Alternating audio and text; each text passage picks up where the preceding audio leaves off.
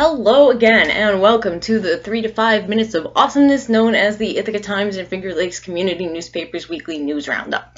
I'm Carrie Blakinger, and I'm your host for this week. I'll just jump right in. This week was elections. Yay, elections! Elections are super exciting for us reporters, almost as exciting as lawsuits. Unless you live in a hole, you're probably aware that Martha Robertson lost to incumbent Republican Tom Reed in the congressional 23rd District race. That was probably the race that got the most publicity this election cycle, but it certainly wasn't the only important local race going on. In the state Senate, O'Mara, Nozzolio, and Seward, Republicans whose district all cover parts of Tompkins County, ran unopposed and were reelected. In a region that includes some of our papers to the south, Senator Libous was reelected over Democratic challenger Andrea Starzak, and it's interesting that he was reelected despite his recent federal indictment for lying to the FBI. Well, I mean, maybe it's interesting, but maybe it's not surprising. That district is a really conservative area. It includes Broome County, Shenango County, Tioga County, and parts of Delaware County. And so really that's such a conservative area that a Republican candidate could do pretty much anything and still win.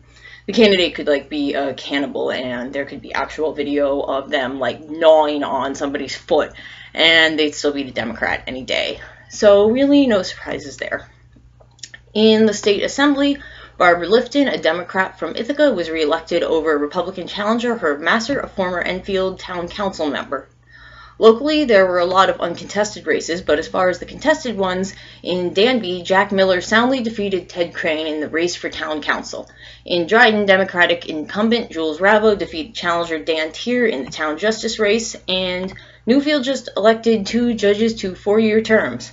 Republican incumbent Bill Chernish, who had been appointed earlier this year to finish out former Judge Stroh-Snyder's term, was elected, as was Democrat Linda Becker, who is currently Newfield's court clerk.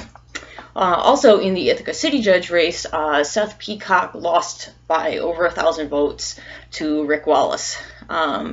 In candor, perhaps the most interesting election outcome was the school district's referendum vote on bonding for a $21.5 million capital project. The vote occurred the day after general elections, and the proposition narrowly passed with 363 voters in favor and 315 opposed.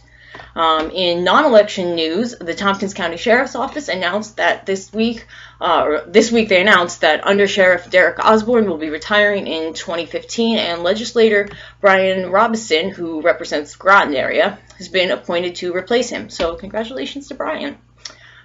In sports, Lansing soccer dominates the news in sports this week, as both boys and girls varsity will be playing in the state tournament.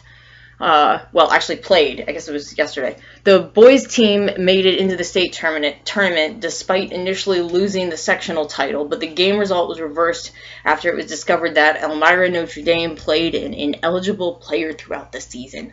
Ooh. So, that's all the news for this week. If you have an idea for something you'd like to see us cover, email editor@ithacatimes.com, like us on Facebook, and check out our website at ithaca.com. And check out Channel 13 this week. We have a news roundtable show that will debut this coming week. Also, keep doing weird and wonderful things for us to report on. Thanks.